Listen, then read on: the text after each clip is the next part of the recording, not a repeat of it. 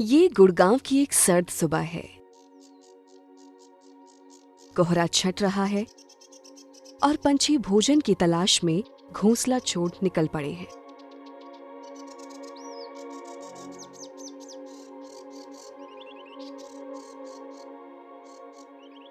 हंस झुंड में चर रहे हैं और अकेला चम्मच चोंच उथले पानी में। दिल्ली बर्ड फाउंडेशन के सदस्य पंकज गुप्ता 10 साल से अधिक समय से यहाँ आ रहे हैं। Basai has a species count of more than 300.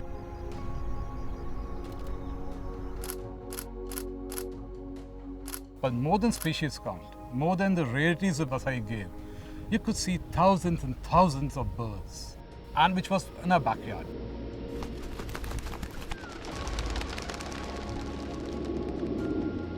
बसाई अरावली पहाड़ियों के पास वाले रेन वाटर कैचमेंट का हिस्सा है। कभी नजफगढ़ और सुल्तानपुर पक्षी अभयारण्य से जुड़ा बसाई वेटलैंड यूरोप और मध्य एशिया से भारत आने वाले प्रवासी पक्षियों के एक प्रमुख फ्लाईवे पर स्थित है।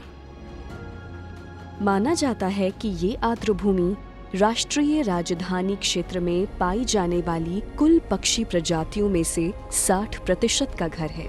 It's almost a wetland complex. Birds don't differentiate in it. For them, morning might be in Nazafgarh, afternoon might be in Basai, and evening they might spend in Sultanpur. सभी वेटलैंड्स की तरह बसई भी बारिश के पानी को दिशा देने में मदद करता है और बाढ़ रोकता है। From July, August, as long as till September, these wetlands have water. After Feb, let's say it starts to drain out. May, June is almost absolutely dry.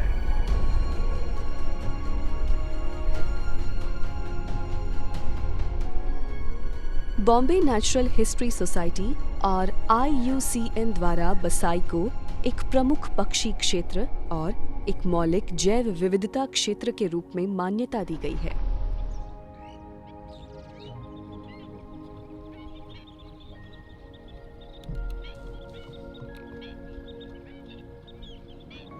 समय के साथ साथ जैसे जैसे गुड़गांव का आकार और जनसंख्या बढ़ती गई, वैसे वैसे जमीन की मांग बढ़ती गई। In last 12 years, a lot has changed. From this unknown village to the fields and pristine areas, this has turned into a township.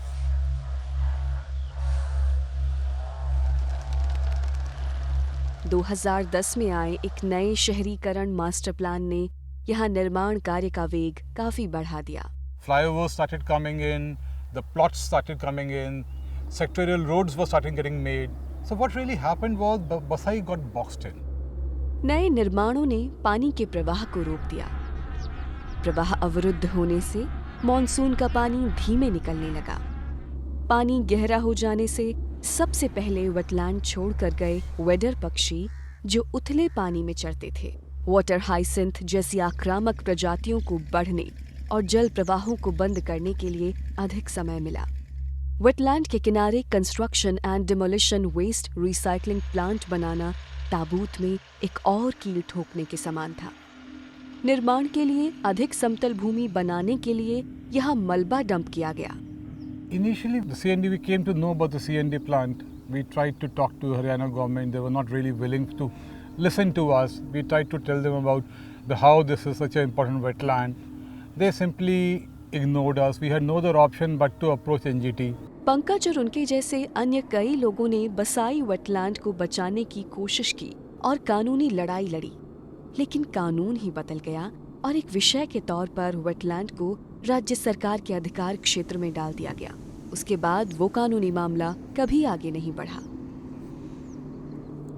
इस प्राकृतिक आवास को काटते हुए जाने वाला एक आगामी एक्सप्रेसवे इसे और भी खंडित करने का खतरा है।